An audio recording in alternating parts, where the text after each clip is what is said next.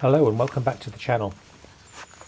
In this and the next episode, I climb my local hill 3 different ways to get some peace and quiet, but also to get an idea of how the autumn colours are developing across the county. As with many hills, there are lots of different ways to climb this particular one, but I live to the east of it and there's really only one access point, which is near a village called Clibbury North.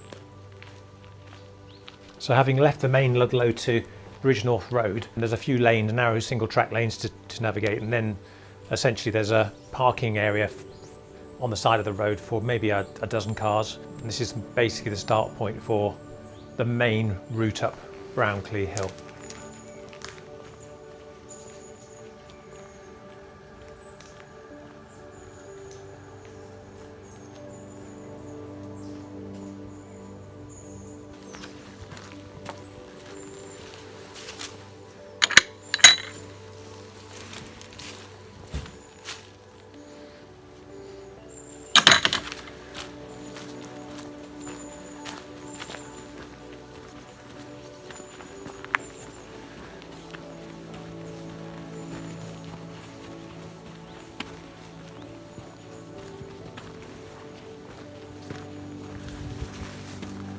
If you're in a hurry, then the best way, the quickest way to get to the top is to take the tarmac access road for the radio mast on the summit. But this is brutal. It's 600 feet it's a dead straight road, and you basically climb 600 feet in just under 3/4 of a mile. And obviously, if you're taking that route, you're probably in a hurry, which means you're going to push yourself a bit hard. I've done it lots of times, and I arrive on the top in a bit of a mess. It's not the most attractive way, but it does get you there.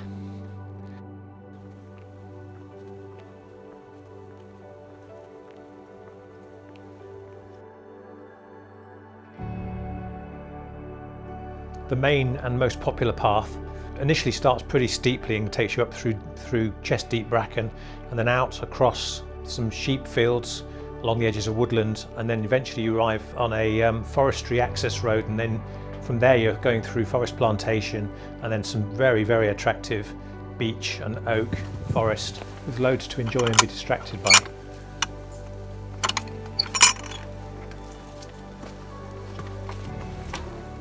And again, there's been loads of occasions when I never actually made it up onto the open hillside because there's so much in this woodland to stop me in my tracks and have me reaching for my camera. There's just so much good material here.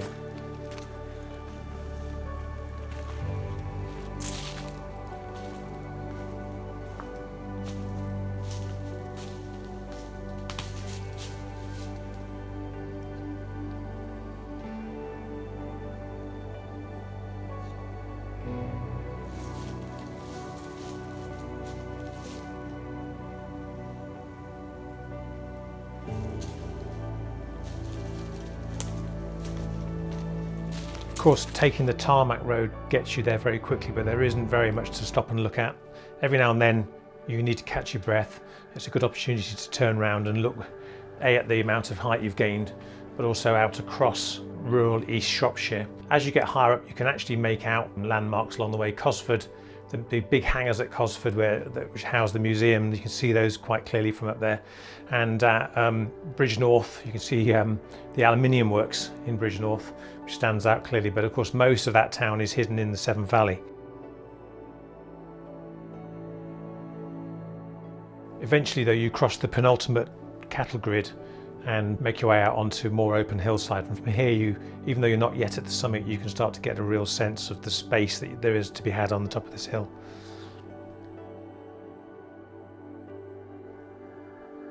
This really is the best place to come to fill your lungs, empty your mind, and drink in the views.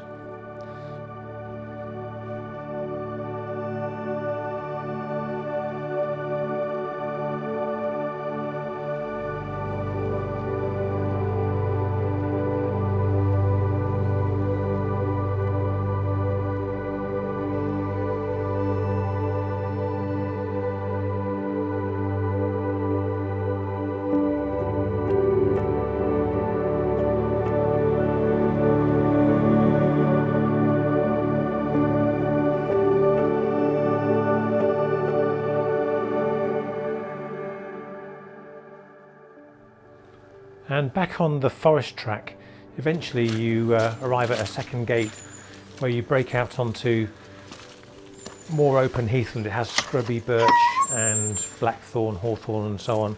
A few stands of pine. There are a couple of stands of beech trees there as well. They're on the more sheltered side of the hill, so they survive the battering from westerly gales.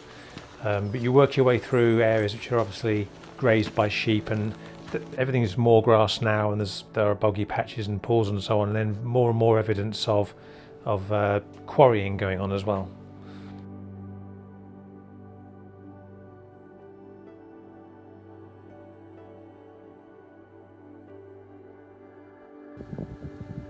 Whichever way you decide to go of those two routes, you'll end up eventually arriving at some abandoned buildings. The tarmac road comes up and around, and you'll find that there are a couple of I am not sure what they would have been in the past, but they're just basically now have no roofs and no ceilings either. They're just basically the skeleton of two previous buildings, and then you get to a much more substantial stone building. And the woodland walk which comes up eventually meets the tarmac road right next to that same building. So this is a great place to stop, and if you're interested in old industrial architecture, but also great views, because this is where you've now arrived above the canopy of the woodland on that eastern side, and you can see pretty much all the way across the West Midlands from here. I've stood here of an evening and enjoyed watching a plane doing an aerobatic display with fireworks after sunset at Cosford Airfield, which is about 15 miles away.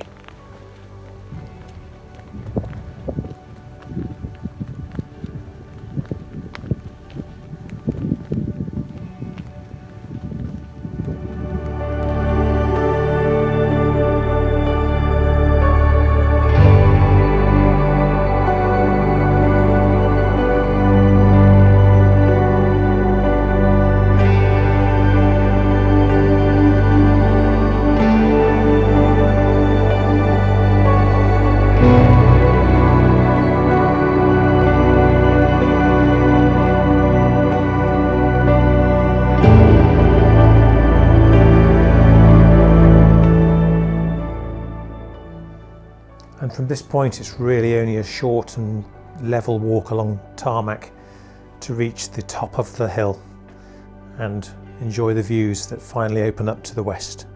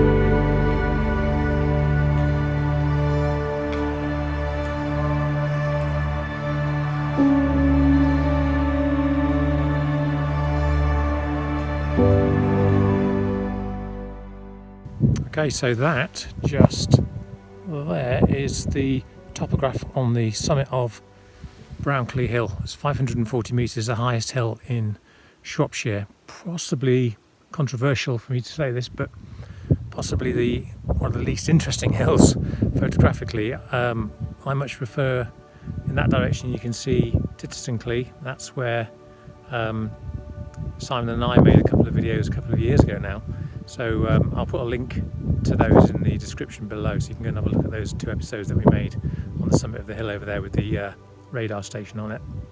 But between me and that is another summit from on this hill called Cleeburf. So what this top here is Abdenburf. Over there is Cleeburf. Unfortunately, both of them have radio masts on the top. Both hills are really effectively kind of heather moorland. It's a very rounded top. There's not a lot of rock here, but there is evidence of quarrying. So I think Dewstone, which is the kind of rock that they quarry here in Shropshire, or they used to quarry here in Shropshire, was obviously found here as well. So there's a big quarry on the top of Clee.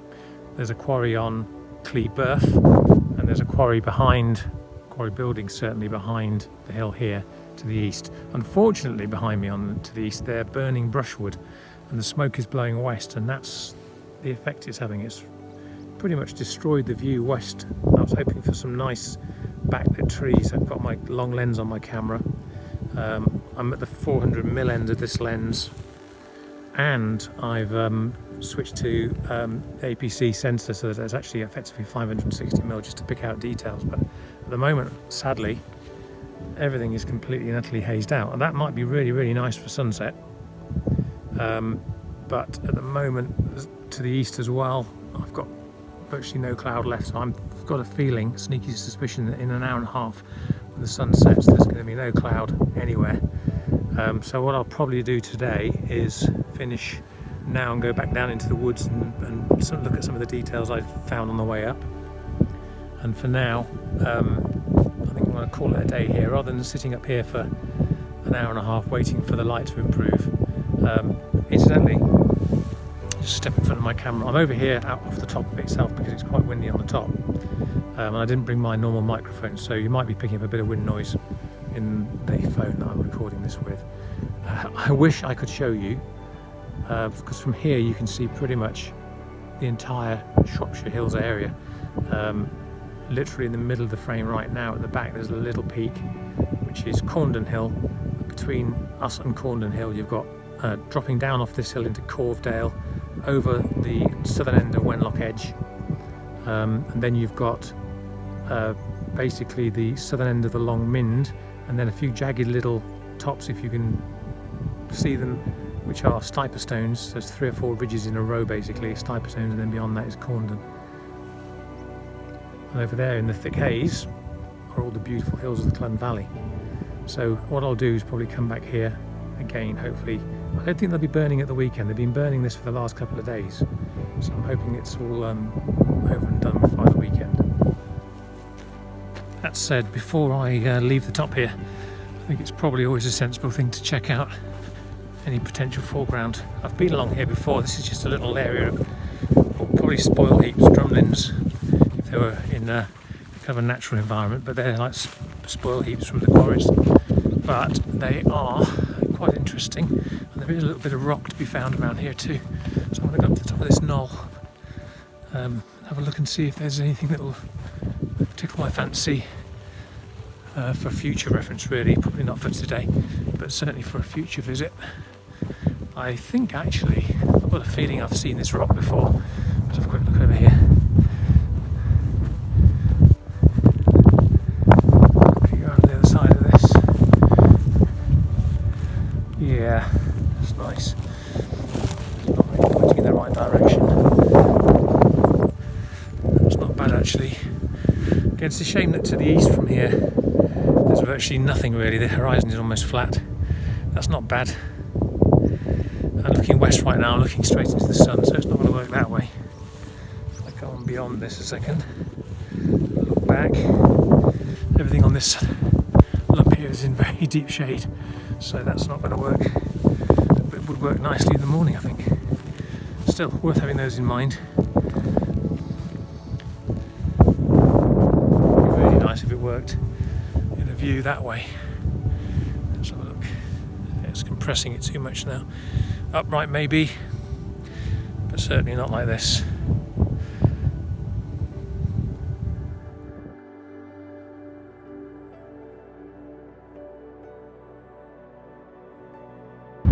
When I used to live in Bridgenorth, I was always amazed having come up here. I'd drive home, it's only about 10 miles. I'd get home, step out of the car, and it would be absolutely flat calm, to a point where it was almost deafening quiet because there was no wind down there at all. It's always windy up here. I'm down in the woodlands now and out of the wind, out of the sun as well. The sun is still up, but this side of the hill is now shaded completely, but some beautiful old fence lines and things down here, which is lovely. It's quite a nice little zigzag being formed here, which is quite nice.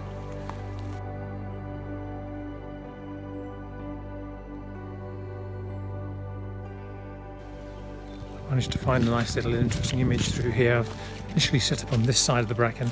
It wasn't that the bracken that was in the way, it was just that there were branches on the tree next to the camera that were kind of really getting into the frame and would have caused issues with depth of field that had been softened out of focus in the foreground of the image. So I've moved myself through here, risk of getting a tick attack, and position my camera so there's the view in the back. The camera, as you can see out in front of me, it's a rather little scene. It works particularly nice in this light for me. I do like the afterglow light simply because you get a lovely kind of ambient glow. There's no sunlight in this picture, I'm in the shade. In fact, the sun may well have set by now, but the yellows are really starting to pop. Yeah, it's lovely. So with this shot, I've actually decided to set it to a 16:9 ratio in camera just to give it a slightly wider feel. And the exposure, it's f11 still, the exposure is currently 8 seconds, and I've actually dialed the exposure down as well. I'm underexposing by a whole stop, just otherwise there'd be too much light in the trees. I wanted this kind of dark feel, and I also wanted the yellows of the tree out to the right. Going on there, it might just see how bright that looks in there. The reality is that I wanted that tree over there to be a nice kind of orangey yellow rather than something too bright in the frame. Timer's on 5 seconds, simply because on the top of the hill there was issues with the stability of the tripod. I've got a 5-second timer, then the 8-second exposure, and of course 8 seconds of processing time. Step away from the camera.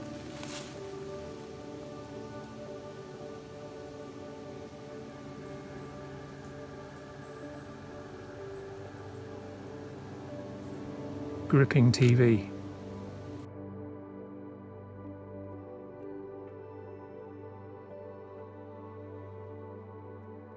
Okay, moving on. So there's one more thing I saw on the way up, where the fallen beech tree was that I had to step over. That's just a branch of that tree, by the way. That was already about 2 foot thick branch.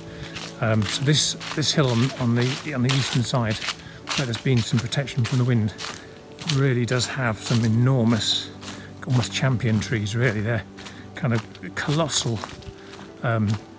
Sweet chestnuts, I think they are. Very, very twisted trunks. They're quite gnarly, almost like a lattice work bark on them. But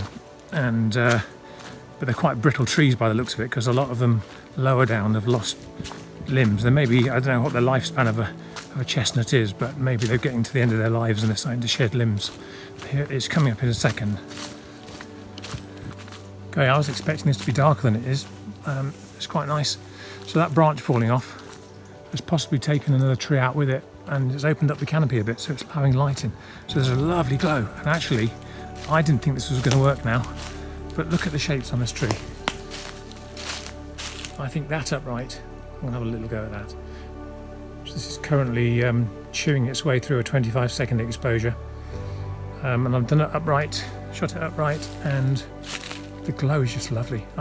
What I thought when I saw it on the way up was that it would probably look better slightly later in the season when that fissure in the tree has got more leaf mould in it. When it's got some more orange, rich orange leaves in it, that might work really, really well. But at the moment, this glow is really, really lovely. So I'm going to have a go at it now. I'll probably come back and do it later in the season as well. But it's a really, really massive, massive tree. The base of that tree has got to be 10 feet across just here. Absolutely spectacular. I'll wind it up to the top as well for you.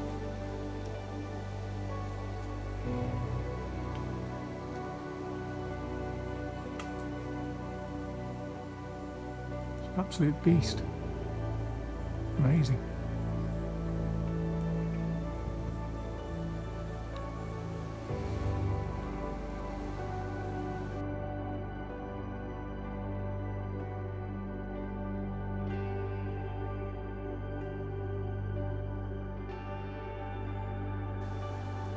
I have a saying as well, it isn't over until you can't see your hand in front of your face. That's the polite version. Look at the glow on this. So I'm going to stay and have a little look at this. That's just ambient light bouncing off the top of that branch. Amazing.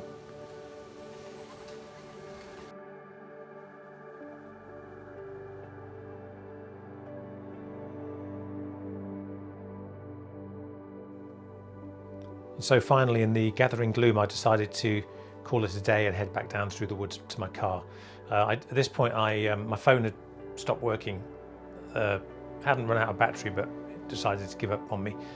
And I used my drone handheld just to film myself going back down through the woods. It's far, far better camera on the drone than on my phone. And so it actually still looks like daylight, but it was getting pretty dark at this point.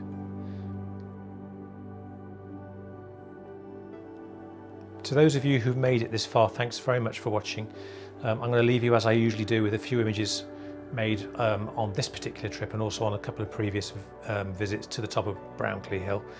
And I look forward to seeing you in the second half of this episode, which will be coming out in just a couple of days' time.